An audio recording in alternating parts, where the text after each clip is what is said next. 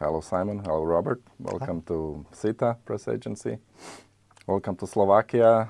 What brings you here? We were invited to come and give a masterclass about what we call competitive identity, which is the images of countries.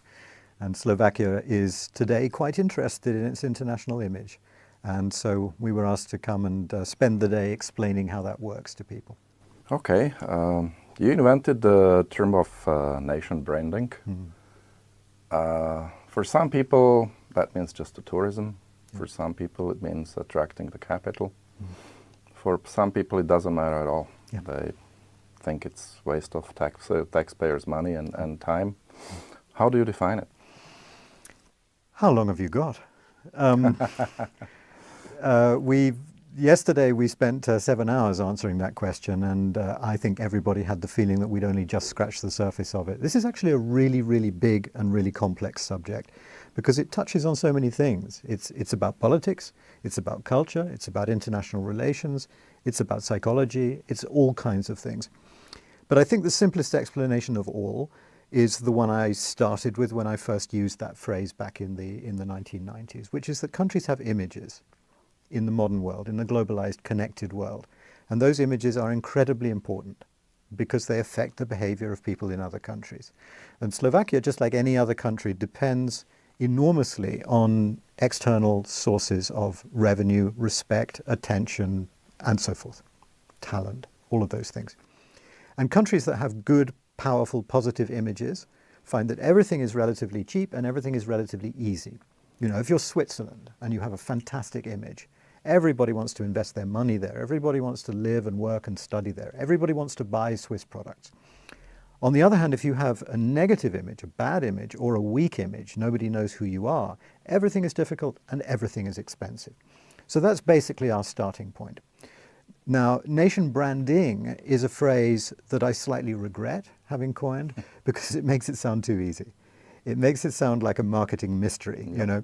If you spend enough money on your logo, on your slogans, on advertising campaigns, the impression people have is that it's very easy and very expensive.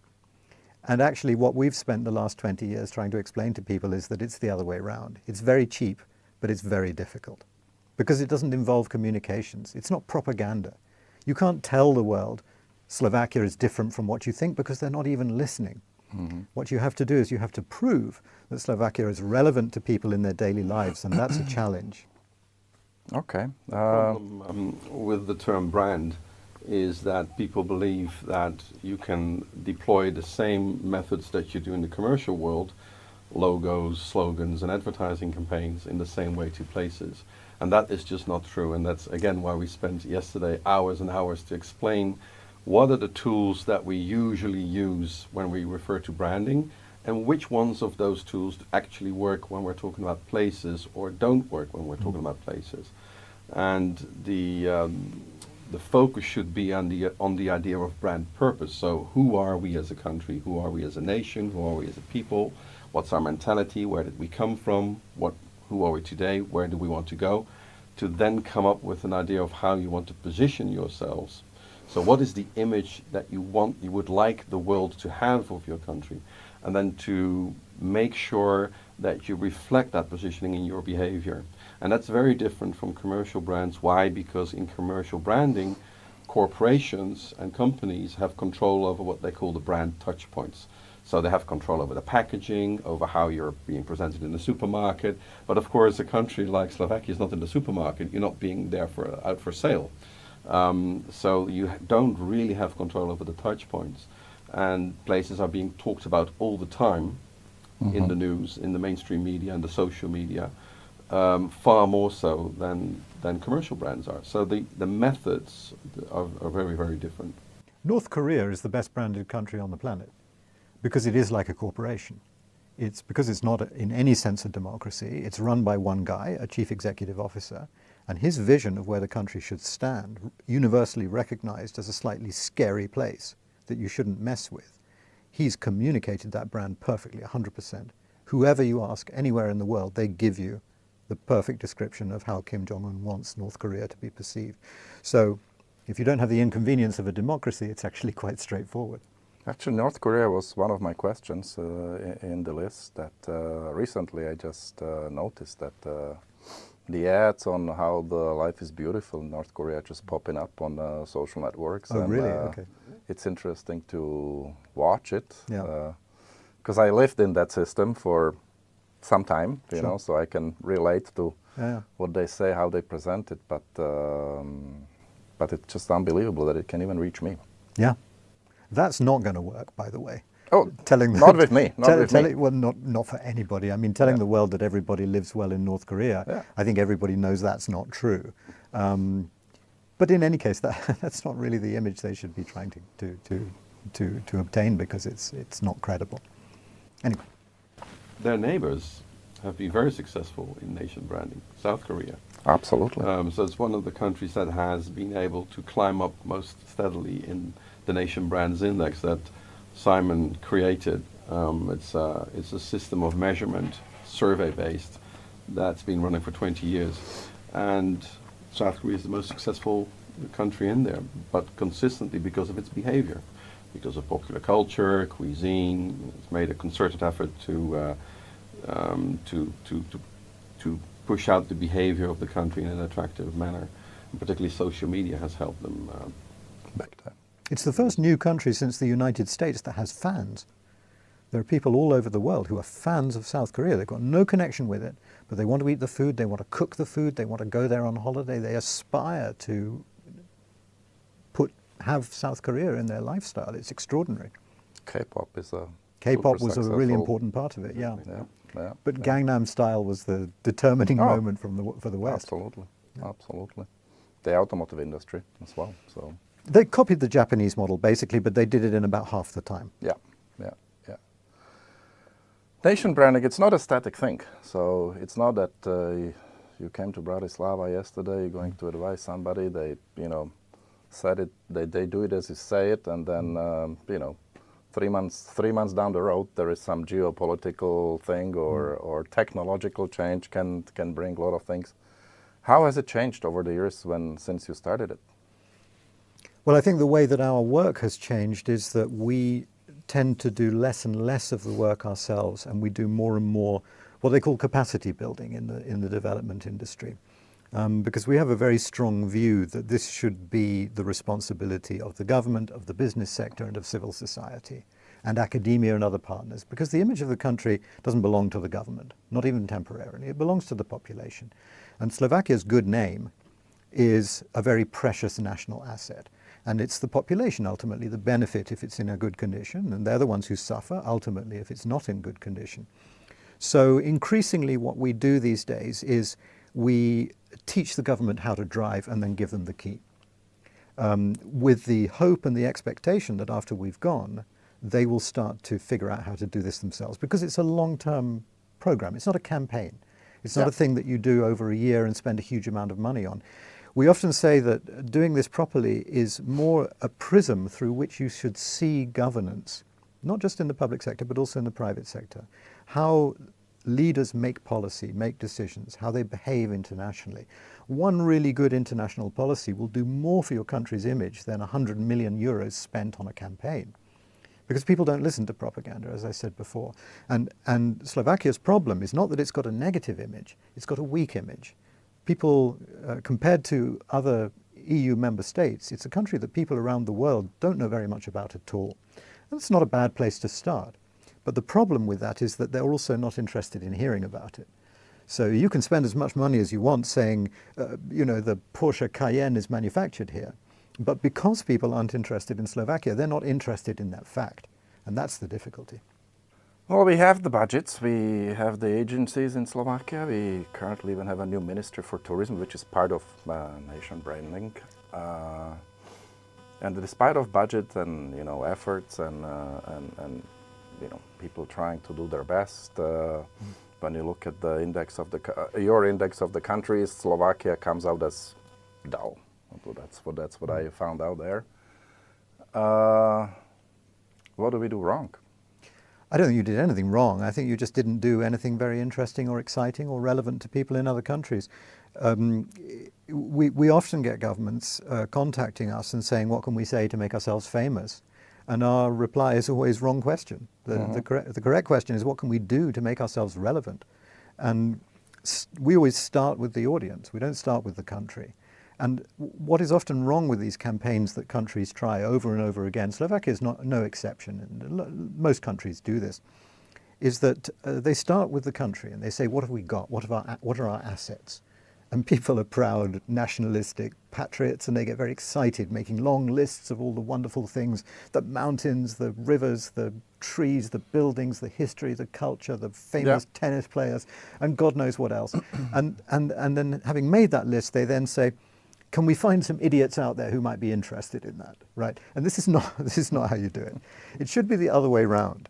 You start with a very close and very careful examination of the world, of the people out there, and you say, what are they looking for today that they can't get anywhere else? What do they want to learn that Slovakia could teach? What do they want to buy that Slovakia could sell? What do they want fixed that they think is broken and that maybe Slovakia could fix for them? And that last question is the most important one, because all of our analysis of all of the data we've collected over the last 20 years clearly shows the people around the world are not interested in what goes on inside your country.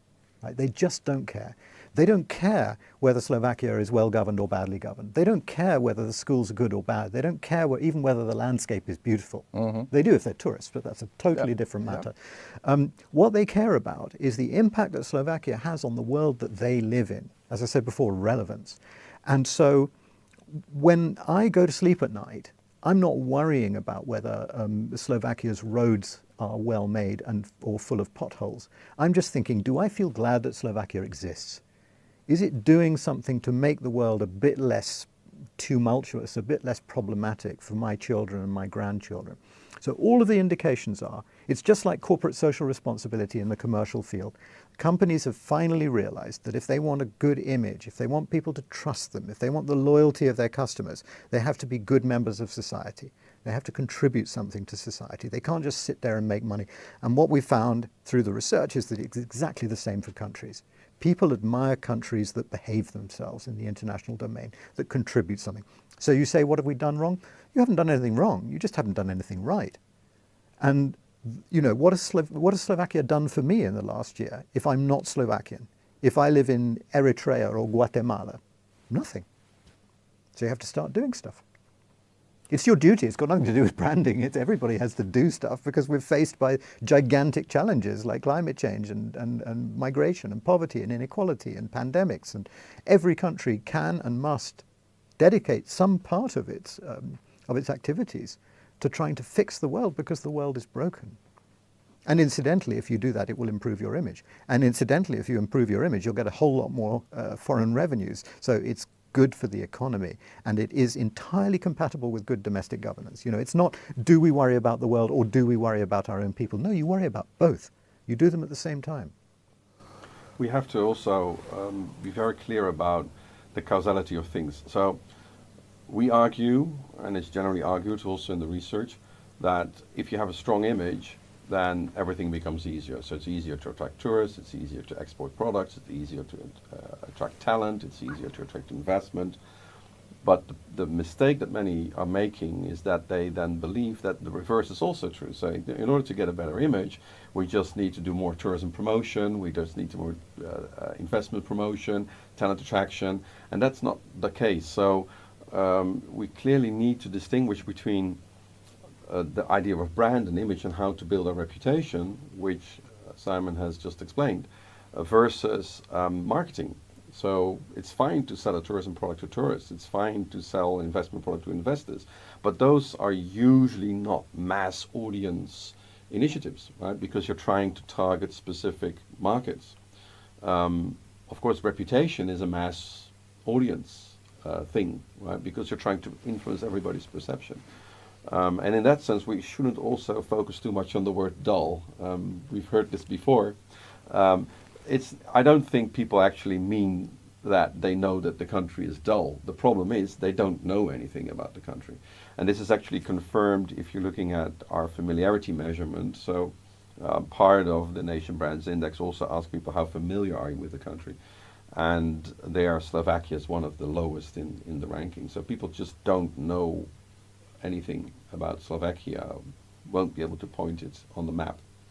Of course, not your neighbors, obviously, but the wider audience. I was just about to say that there are, of course, regional specifics, and when you say people don't know about Slovakia, then you would probably have to go from continent to continent and so on and so on, and it has to do with perceptions of historical perceptions of countries. We all learned some history in the school, and history. It's not a one single explanation of the history that is applicable in the whole world. I mean, our neighbors are taught different history than we are. Sure. How much of that is? How much of your job is just trying to work with all kinds of regional prejudices and like simplifications? Whenever I show up in a different continent, and not whenever, but sometimes or a lot of times, it's just the commie guy, coming from a communist country or from Russia, and so on and so on. And it's, when you want to overcome it in the discussion, you sort of thinking, no, just another guy that, thinking that, I'm a commie guy.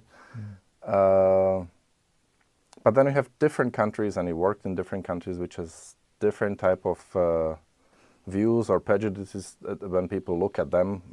I don't want to name any country, but like every country with some sort of a negative reputation, a long-term negative reputation.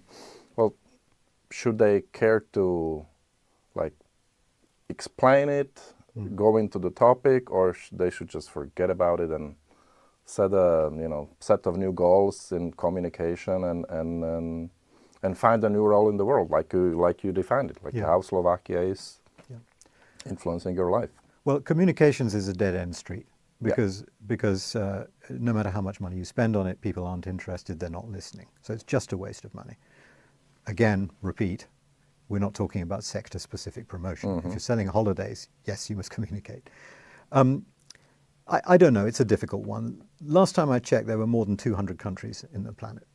And most of us really, really don't have time or the desire to think about, know about more than a handful of those countries. The research suggests that most people in the world only ever think about 3 countries. They think about their own country a little bit, not a lot, unless it's contested, and then they think about it all the time. They think about a big important country that seems to be very important in their world, like the United States or China, and then a third country which is privately important to them. I'm really interested in Chile because I'd like to go there on holiday one day, or because my daughter is studying there, or something like that. That's it, 3 countries. So that basically means that to all intents and purposes, 197 countries, for the majority of the world's population, just don't exist. So expecting people, asking people to go beyond those superficial stereotypes is asking a lot, because the stereotypes are really useful. Oh, absolutely. They act as a shorthand. They're signposts that help us navigate in a very, very complex globalized environment. But it's not just that. It's not just simplification, which you have to respect. It's a human attribute. It's sensible. It's evolutionarily practical to do that. But it's also our habit of categorizing things. We like to categorize because it appears to make the world simpler. So if I say, oh, you're a European guy, super, I've figured you out, I can put you in a box. You're a Slovakian guy, if I know what that means. Great, you're an ex-communist, or maybe still a communist. I can put you in that box. And that's what we all do. And in my opinion, it's one of the worst habits of humanity. Because if we all took the time, it's just laziness. Oh, yeah. If we took the time and the trouble to particularize a little bit more, who are you as a person, irrespective of your nationality or your political allegiances or your gender or anything like that, and a little bit less of this categorization, then the world would be a much happier place. There'd be far less prejudice, but people are too busy. And I understand that. And it requires a bit of an effort. So a lot of what we're doing is trying to accommodate the fact that this is what humanity does. It uses shorthands. This is why I first used the word brand, because that's what a brand is. It's a ridiculous, childish simplification of something very complex. And we just have to accept that that's the way the human mind works, en masse, not individually, but en masse, that's how it works, and work with those tools. And they're very, very, very simple, very brutal, very rough, very approximate tools, but we do our best. all countries deal with cliches and stereotypes. Oh yeah, Just yeah, everybody. Yeah. So there's no except. Even countries that are in the top 10 of the Nation Brands Index, that have the best reputations, even there you will see that countries, that people use cliches and stereotypes to understand them. And it's usually not a good idea just to throw those aside and say, oh, that's cliche, stereotypes, outdated, that's not us anymore.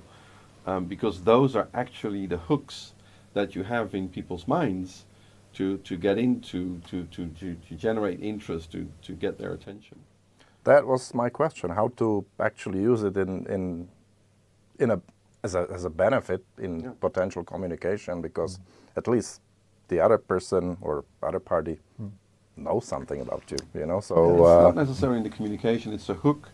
It can also be in your behavior. So this is something that country X does. Oh, that makes sense because we already know that, you know, this is what we think of. We already know this cliche.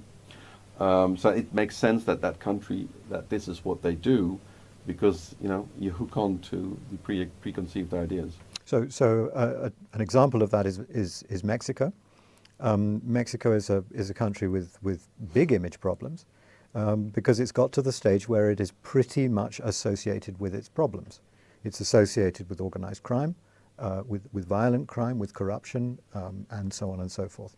So the solution in a situation like that is not to try and sweep all of that bad stuff under the carpet, because, you know, public opinion is not an idiot.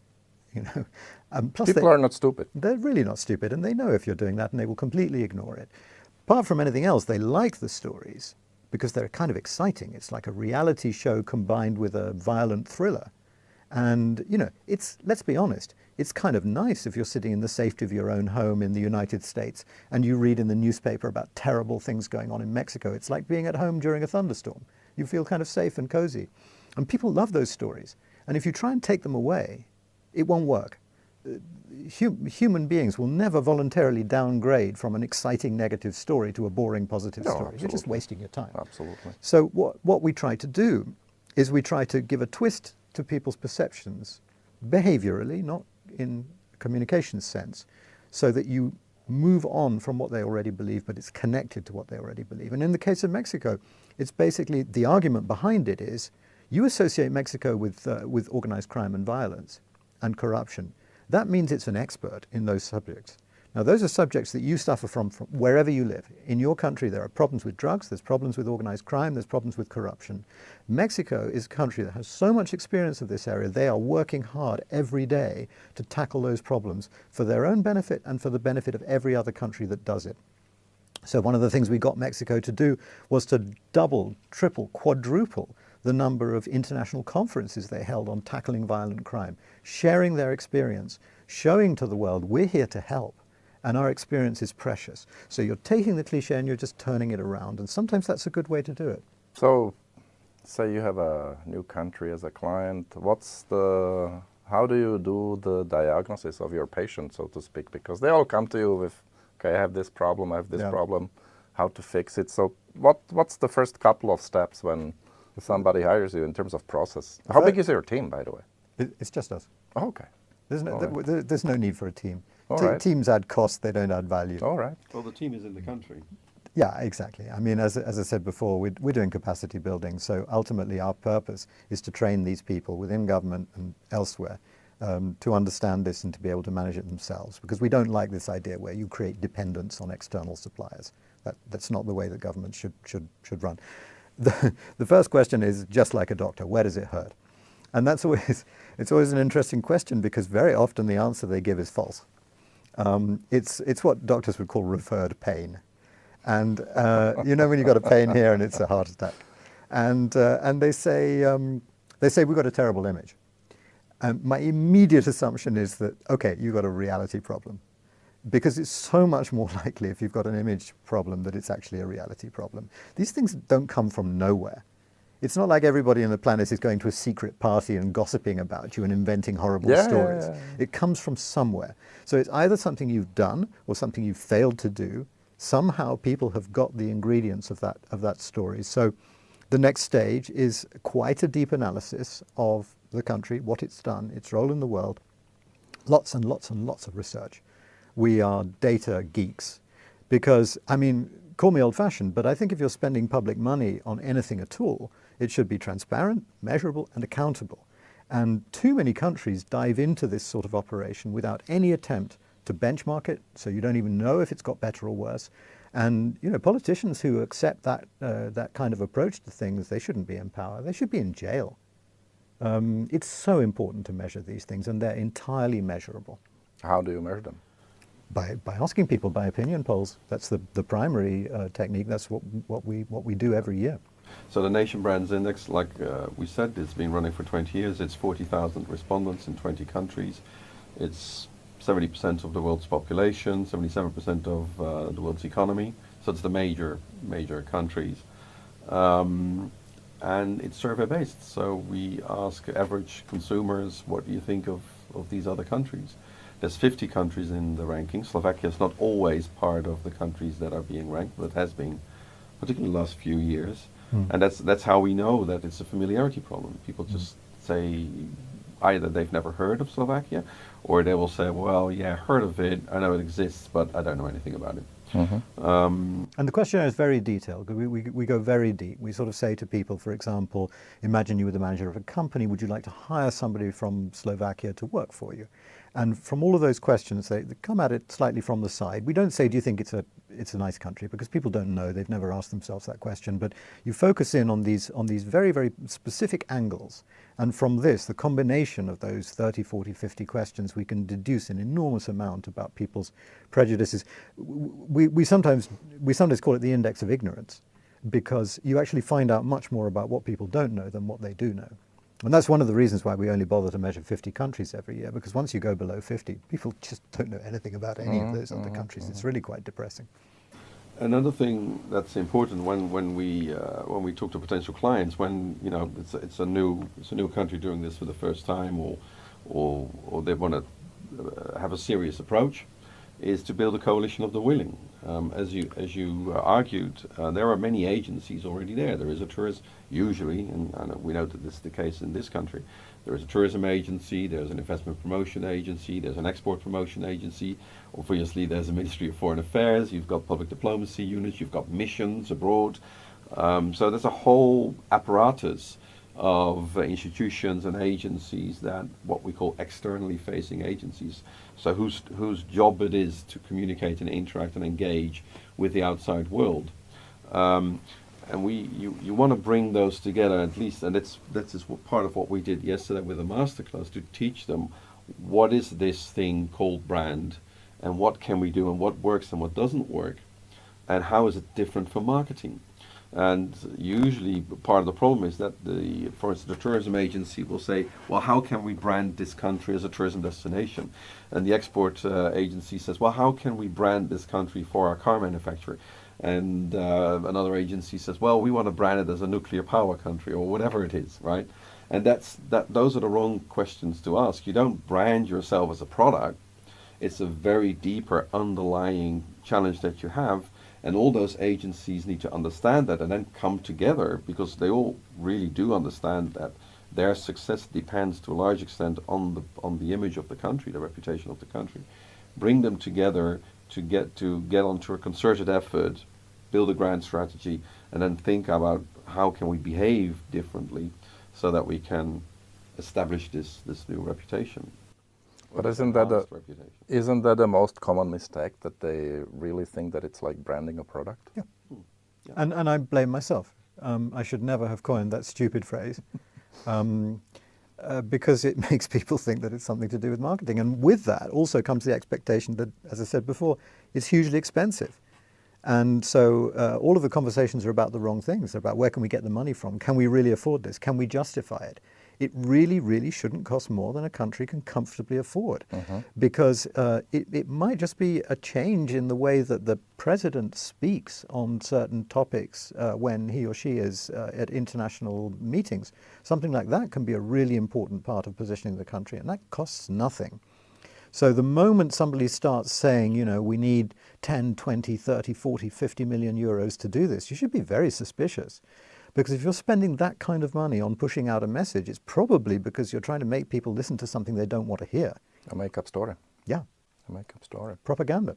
Yeah. I mean, propaganda can work internally, as you know. You're a generation that's experienced it. No. If you control... It didn't.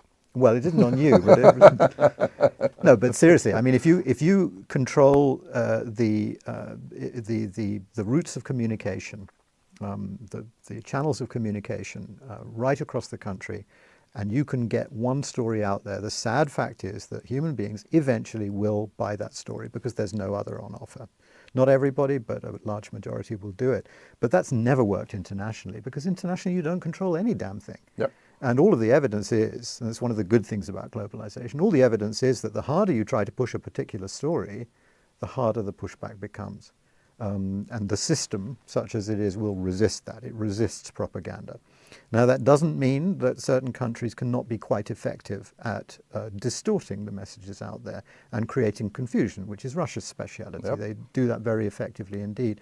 And that was quite a smart move, to understand you may not be able to build anything, but you can certainly damage things. And that's the biggest risk at the moment. That's also the easiest thing to do, just to destroy. It's easy and it's cheap. Yep, absolutely. We can see it in our measurements that this volatility, and this is why thinking about your country's reputation is becoming more and more important, because we see it in the data that the volatility is increasing with social media and globalization, and particularly with fragmentation and polarization that is happening in the world over the last 5 to 10 years. This has really had an impact. Let me tell you the curious story of Lionel Messi's shirt. Tell me. So I had a call from a friend of mine who works in the French government, and he was in a panic, and he said, "Simon, how come France has been dropping in the Nation Brands Index?" And I said, "It hasn't, don't be silly." Because France has got a huge reputation. Everybody loves France. It's written into the human DNA that you have to love France. And he said, "Go check." So I checked, and he's right. My God, France has actually been dropping quite steadily. And so we looked at the data and we investigated, and it was weeks and weeks. We couldn't find any reason. And then suddenly we noticed that actually most of the negative scoring for France was coming from Latin America, and very specifically from Argentina. And this was curious because Argentina is a country that has always adored France almost more than anybody else. Yeah. Argentina scores for France. They love it. The Argentinians love France. And I was talking to my son-in-law, who is Argentinian.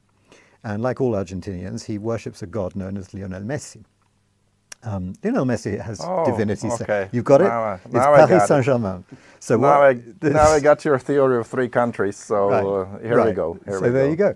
And basically what happened was that Lionel Messi, an Argentinian god, went to play football for Paris Saint Germain. And Paris Saint Germain were not very happy with his performance. They figured he wasn't really trying hard enough. And so the PSG fans got very angry.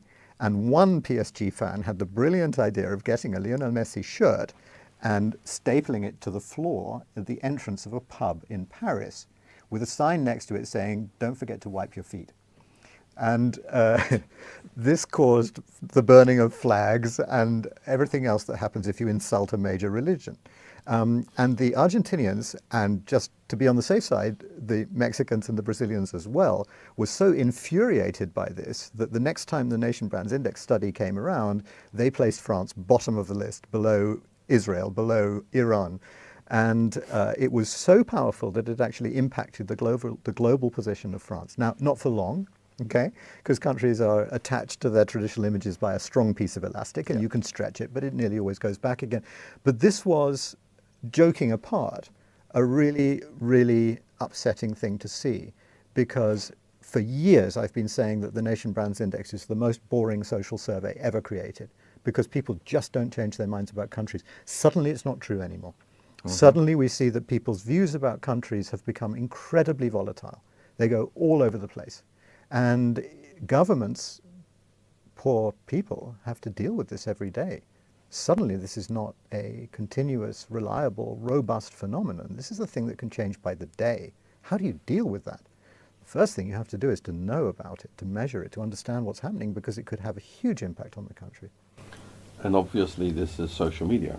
This is a story that wouldn't have emerged with such ferocity if it was mainstream media.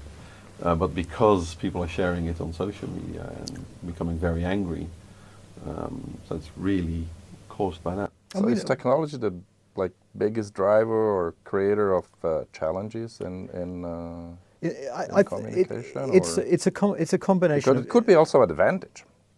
In certain cases it is. It gives voices to people who deserve voices, who didn't have them before. And there are forums out there for experts to discuss things, if only they can, if they have the sense and the ability to make sure that people actually pay attention. There's a lot of good stuff on social media, of course there is. But the real problem are the advertising algorithms that drive the main platforms. And as we know, they feed on moral outrage and anger. And fear and other strong emotions. And that has the effect of polarizing every debate, pushes people to one side or to the other. And human beings are very susceptible to this because we are all tribal creatures by instinct and by desire, for all the reasons we've spoken about. And what that does is it basically completely clears the middle ground. So any possibility of a nuanced response becomes impossible, at least on social media. So you look at a situation like the war between Israel and Hamas at the moment. This is a situation that more than anything else needs to be clearly understood. It's immensely complex. It stretches back into history. Both sides should be held accountable for the shocking things that they've done. And it seems like the simplest thing in the world to ask for. Just to say, could somebody please admit that maybe there's fault on both sides? And it's a mark of how difficult things have become that now seems further away than the moon. That's the last thing you can say, there's fault on both sides. No, one is right, one is wrong. And I'll fight you if you disagree with me. It's just brought out the worst in humanity. Absolutely. Coming back to Slovakia, you were here, you did your lessons, so to speak, or how your colleagues call it, teaching. I like that word, by the way. We are a polarized nation. We are split like any other country in Europe. You know, we had 3 elections in a row now. We had, I think, 4 or 5 prime ministers in 4 years. So that, you know, speaks for itself. But on the other hand, you could see yesterday that like the will to do things better and to approach it properly and to learn from mistakes, because we have done some mistakes in the past, considering that the country is like a brand or is like a thing. How important is the overall management? And then if you have such a systematic topic, issue or problem, you need a leader behind it. Yeah. I think one of the challenges in today's world is people use a lot of rude words to describe the right. The people on the left use a lot of rude words to describe the right. Populism, nativism, as if somehow the fact that such huge chunks of the population find that appealing, as if that was somehow irrelevant. It's still populism, it's still nativism, it's still ignorant. It's by definition, if that's what people want, there's something in it that makes sense to people. And therefore there's some legitimacy in it. And I think, again, it's the polarization that's the problem, not the views. If you're really honest about it, and I've done this myself over and over and over again, I'm not a political creature. And the reason I'm not a political creature is because I simply find it impossible to define myself. And I think that if we were all honest and thoughtful about it, we'd probably find the same thing. You know, it's like kids when they're asked to vote these days. My children, they don't buy albums, they buy tracks. And so the idea that you have to buy a whole album of political thought and political approach from one team and hope that somehow that always accords with everything you believe in, it can't work. You can only be disappointed. You can only be disappointed. And one of the things that the conservative right hasn't yet done to a very satisfactory degree is to articulate what that means in the international environment. What impact does that have on foreign affairs? What impact does that have? Because far too often, nativism, patriotism, nationalism, call it what you will, means regarding the rest of the planet as an enemy. And this is a dead-end street because it's not an enemy. You cannot survive. We, as a species, cannot survive unless we have working relationships with other countries. So you have to look to it, and you have to find a way of articulating that from a right-wing point of view as well as a left-wing point of view. Both sides get it wrong. And if you ask me what is the gold standard of good governance in the 21st century, I would say it's the ability to harmonize the domestic and the international agenda. So you're doing the right thing for your population whilst at the same time doing no harm to anybody else. Because any other behavior is ultimately suicidal for humanity. Mm-hmm. And a lot of people say, yeah, we publish this thing called the Good Country Index, which measures how much good and how much harm countries export. Do they damage the world outside their own borders? And so many people, governments, particularly in developing countries, say, we're too busy working on our domestic problems. We've got too many challenges to be worrying about other countries. Other countries can look after themselves. They've got their own governments. We don't believe in interfering. But that's such bullshit. Mm-hmm. The fact of the matter is that if we all leave everybody to do what they feel like doing for their own internal purposes, then, well, we can see the result today. Yeah, everything's just falling apart. Yeah. It's just a mess. And one of the things that we've discovered over the years, advising governments on policy, is that it is perfectly possible to combine the domestic and the international agenda, to say, let's do the right thing at home, and at the same time, through collaboration, through open-mindedness, through vision, see how that could, A, do no harm, but maybe B, do some good in other countries at the same time. And it's not only possible, it's dynamic. It means you make better policies because you're open to other influences and all the rest of it. So it's not about charity. It's not about giving money you don't have to poor countries. It's about seeing every problem for what it is, which is fundamentally a global problem. There are no domestic problems anymore. Anything that happens in Slovakia that's a problem happens in every other country as well. So countries just need to figure out whether they're right or left. Just drop your political prejudices for a moment and look at the writing on the wall. The ship is sinking. Unless we work together, we're going to fall, all of us. What was it that Benjamin Franklin said? Unless we hang together, we will assuredly hang separately. Time is flying, and I will have to come. I mean, we could talk forever. Thank you for coming. Last question. We believe in reading in SITA, and we always ask our guests what are they reading currently, what they would recommend to our readers, something that inspires you, or something around your area of what you do. What would be your recommendation? Okay, well, I always have one fiction and one non-fiction book on the go at the same time, because otherwise you go crazy. The fiction book I'm rereading for about the 7th time, is by a British author called John Buchan, B-U-C-H-A-N, and it's called Green Mantle. He's famous for a thriller he wrote called The 39 Steps, which was made into a movie and everybody knows about it. Green Mantle is a book that was written in the early years of the First World War, and it talks about a rising catastrophe between the Muslim world and the Christian world. And it's incredibly prophetic and incredibly interesting and very, very exciting and very well written. So you have to suspend your political correctness because it was written in a period where they said things in a way that there was no such a thing. Right. We don't say things that way today, and it's sexist and it's racist and all the rest of it. But if you can just put that to one side and say it's not his fault he was born in that period and not in today's period, it's a really, really fascinating read. And then the non-fiction one my son gave me because he said I'm pig ignorant about artificial intelligence. And I can't remember the exact title, but it's something like Artificial Intelligence Made Simple for Thinking Humans. And I'm working on that book. Yeah, it's going to catch up on you. Robert? Like Simon, I don't do fiction, so it's all non-fiction. Simon set up a journal in the early days when we were starting in this topic called Journal of Place Branding and Public Diplomacy. I'm still co-editor of that. I'm phasing it out. Somebody's taking over. But that means I'm still doing a lot of reading of academic papers that are being submitted to the journal.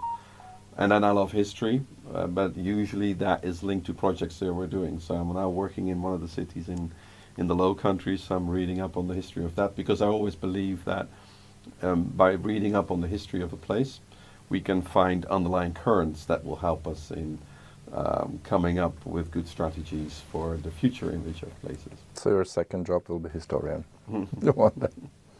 Thank you for coming. It was a pleasure. Let's do it again sometime. Yeah, please, let's do it. Thanks a lot.